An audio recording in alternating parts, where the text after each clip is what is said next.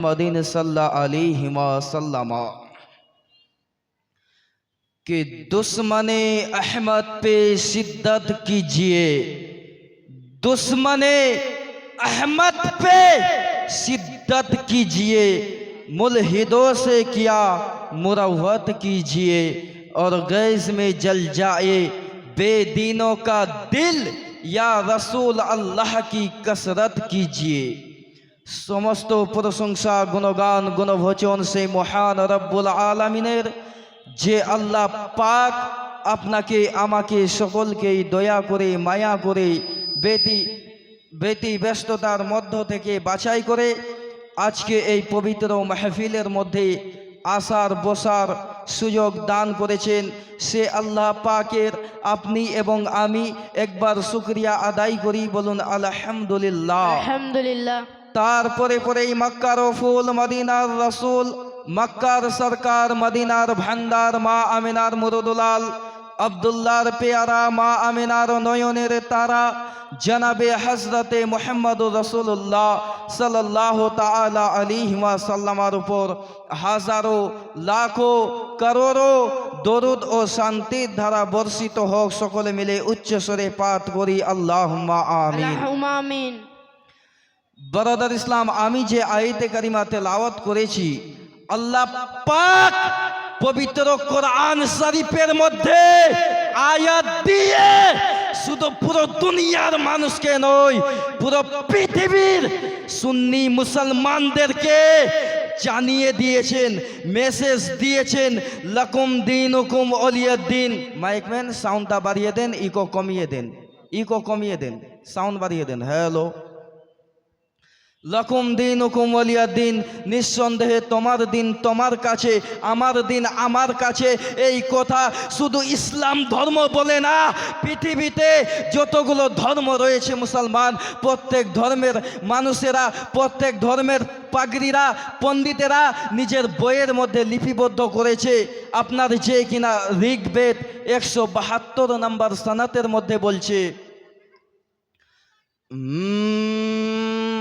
ओं जजानम भूफे चार बच्चर मोहम्मद सुशिकारी कम नमामि हे बंगजर भगवेश्वर स्वाहा।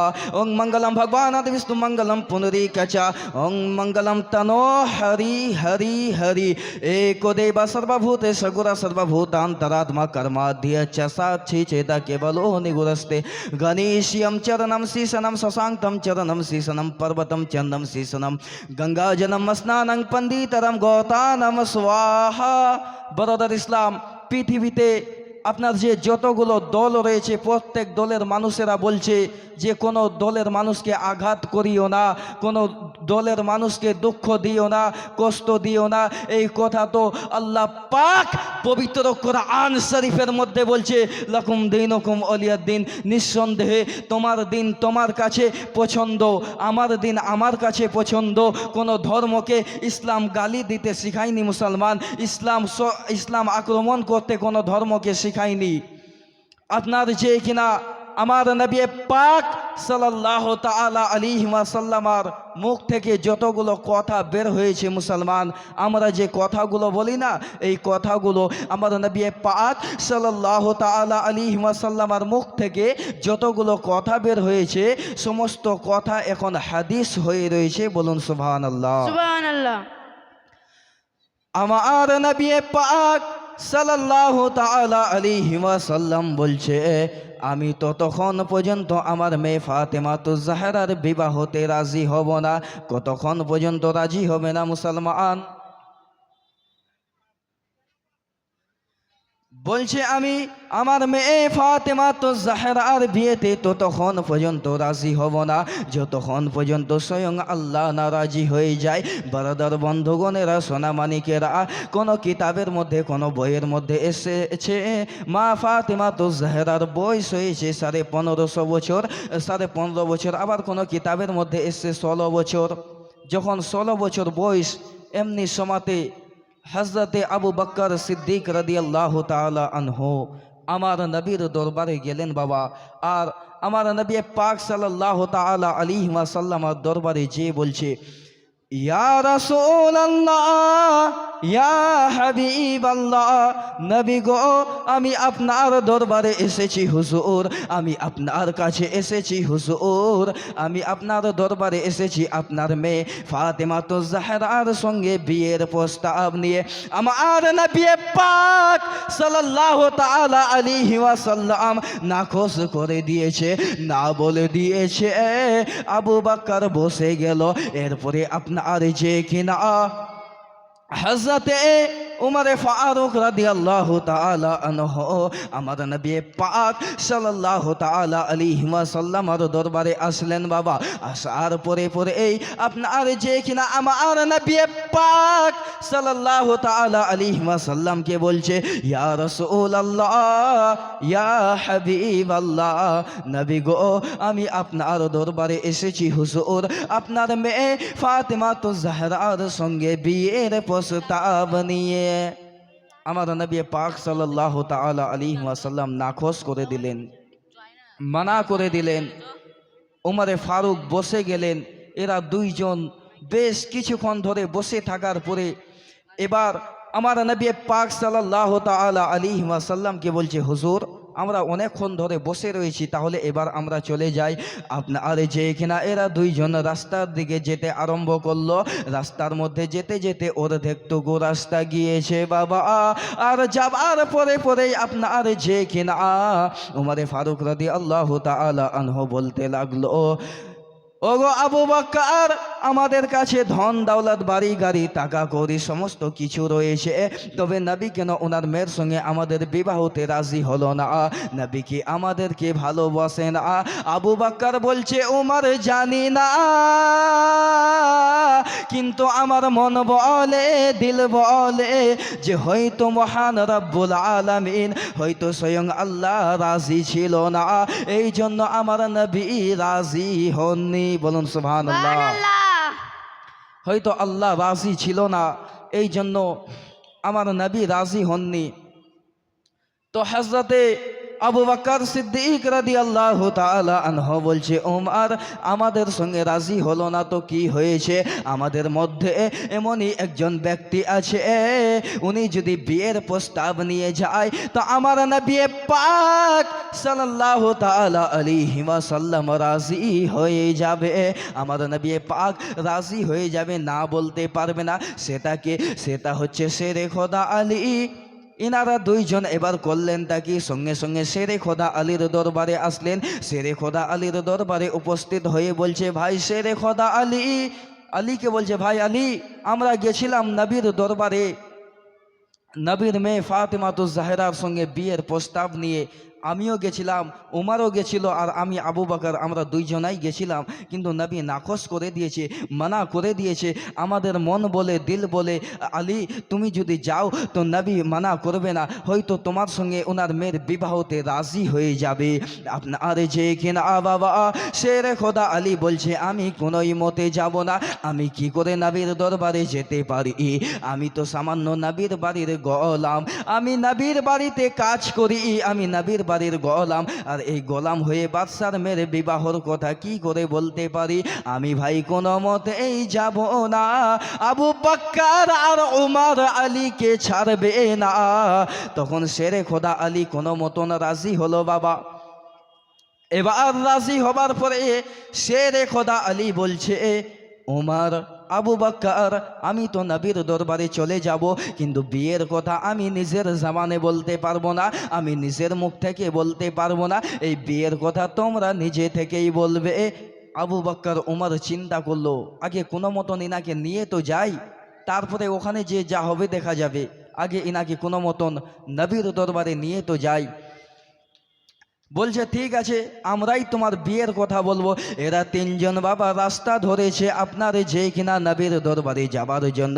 এইদিকে মহান রব্বুল আলামিন ইয়া আকরামাল আকরামিন আল্লাহ পাক সঙ্গে সঙ্গে জিবরাইল আলাইহিস সালামকে বলছে জিবরাইল তুমি আর দেরি করো না, তুমি আর দেরি করো না, সঙ্গে সঙ্গে যাও আমার নবী পাক সাল্লাল্লাহু তাআলা আলাইহি ওয়াসাল্লামকে মেসেজটা দিয়ে আসো। জিবরিল বলছে কি মেসেজ দিব আল্লাহ? আমার মহান রব্বুল আলামিন বলছে যাও যে আমার নবী পাক সাল্লাল্লাহু তাআলা আলাইহি ওয়াসাল্লামকে বলো যে হুজুর গো আপনার মেয়ে ফাতেমাতুজ জাহরার সঙ্গে বিয়ের প্রস্তাব নিয়ে শেরে খোদা আলী আসছে। এই বিবাহতে মহান রব্বুল আলামিন খুশি হয়ে গেছে। হুজুর গো আপনিও খুশি হয়ে যান, বলুন সুবহানাল্লাহ। সুবহানাল্লাহ। হুজুর আপনিও খুশি হয়ে যান, আপনিও রাজি হয়ে যান। এরা তিনজন আপনার যে কিনা জিবরিল আলাইহিস সালাম এই কথা বলে সাঁ করে আমার নবীর দরবার থেকে বের হয়ে চলে আসলেন বাবা। এরপরে এরা তিনজন যে উপস্থিত হলেন, উপস্থিত হবার পরে এরা তিনজনাই কেউ কিছু বলছে না। আমার নবী পাক সাল্লাল্লাহু তাআলা আলাইহি ওয়াসাল্লাম বলছে আলী তুমি কিসের জন্য এসেছো বলো। শেরে খোদা আলী বলছে হুজুর গো আমি আপনার কাছে এসেছি। ভয়ে বলতে পারছে না বাবা, কারণ আমার নবীর দরবারে সেই ব্যক্তি কাজ করত, সেই ব্যক্তি নবীর মেয়ের সঙ্গে বিবাহর কথা কি করে বলতে পারে, ভয়ে বলতে পারে না। তার জানটা ছটপট ছটপট করছে মুসলমান, ভয়ে তিনি বলতে পারে না।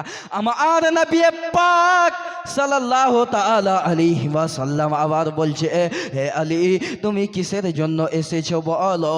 আলী তো কোনো কিছুই বলছে না, আলী শুধু এইটুকুই বলছে হুজুর গো আমি আপনার দরবারে এসেছি। এবার শেরে খোদা আলী করলেনটা কি বাবা, শেরে খোদা আলী উমারকে ইশারা করছে, আবু বকরকে ইশারা করছে, ভাই আবু বকর ভাই উমার বলো তোমরা যে কথা দিয়েছিলে যে আমরা বলবো তোমরা বলো। আবু বকর কিছুই বলে না, উমার যখন কিছু বলে না, শেরে খোদা আলী মনে ভাবছে আমি এবার ফেঁসে গেলাম। শেরে খোদা আলী ভাবছে যে আমি হয়তো এবার ফেঁসে গেলাম। আপনার যে কিনা আমার নবী পাক সাল্লাল্লাহু তাআলা আলাইহি ওয়াসাল্লাম বলছে হে আলী আমি উমরের জবান থেকে শুনবো না, আমি আবু বকরের মুখ থেকে শুনবো না, আমি তোমার জবান থেকে শুনতে চাই তুমি কিসের জন্য এসেছো। আপনার যে কিনা তখন শেরে খোদা আলী বলেই ফেললেন মুসলমান যে ইয়া রাসূলুল্লাহ ইয়া হাবিবাল্লাহ নবী গো আমি আপনার দরবারে এসেছি আপনার মেয়ে ফাতেমাতুজ জাহরার সঙ্গে বিয়ের প্রস্তাব নিয়ে।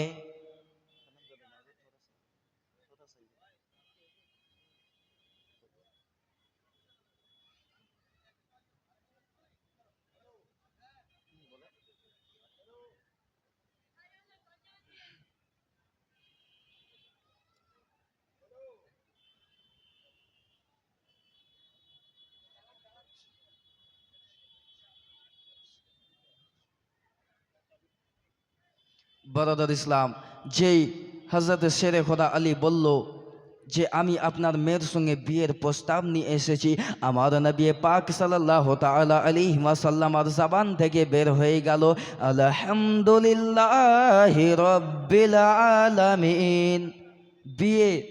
বিয়েতে আমার নবী পাক সাল্লাল্লাহু তাআলা আলাইহি ওয়াসাল্লাম রাজি হয়ে গেলেন। কার সঙ্গে রাজি হলেন?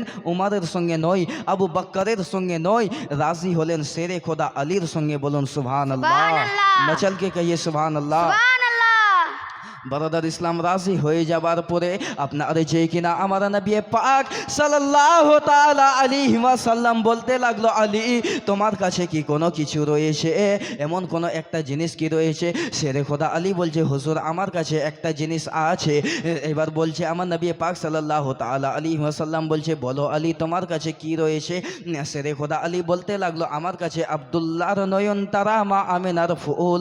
হুজুর গো আপনি আমার কাছে রয়েছেন যে নবীর হয়ে যায় তার কোনো কিছুর প্রয়োজন পড়ে না। হুজুর আপনি আমার হয়ে গেছেন, আমি আপনার হয়ে গেছি হুজুর, আমার আর কোনো কিছুর প্রয়োজন নেই। আমার নবী পাক সাল্লাল্লাহু তাআলা আলাইহি ওয়াসাল্লাম বলছে যে আমি তো আছি, আর কিছু রয়েছে আলী তোমার কাছে বলো।